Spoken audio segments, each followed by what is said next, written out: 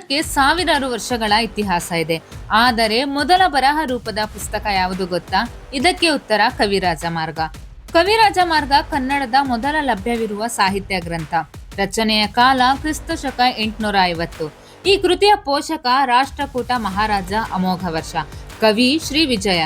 ಈ ಗ್ರಂಥದಲ್ಲಿ ಕನ್ನಡ ಭಾಷೆಯನ್ನು 3 ಭಾಗಗಳಾಗಿ ವಿವರಿಸಲಾಗಿದೆ. ಹಳೆಗನ್ನಡ, ನಡುಗನ್ನಡ, ಮಲೆನಾಡು ಶೈಲಿ. ಕಾವ್ಯ ಹೇಗೆ ಬರೆಯಬೇಕು, ಉತ್ತಮ ಕವಿ ಯಾರು, ಸಾಹಿತ್ಯದ ಗುಣಗಳು ಏನು ಎಲ್ಲವೂ ಮೊದಲ ಬಾರಿಗೆ ಈ ಕೃತಿಯಲ್ಲಿ ದಾಖಲಾಗಿವೆ. ಅಮೋಘ ವರ್ಷರು ತಮ್ಮ ರಾಜಧಾನಿ ಮಾನ್ಯಖೇಟದಲ್ಲಿ ವಿದ್ಯೆ, ಕಲೆ ಮತ್ತು ಸಾಹಿತ್ಯಕ್ಕೆ ಅಪಾರ ಪ್ರೋತ್ಸಾಹ ನೀಡಿದರು.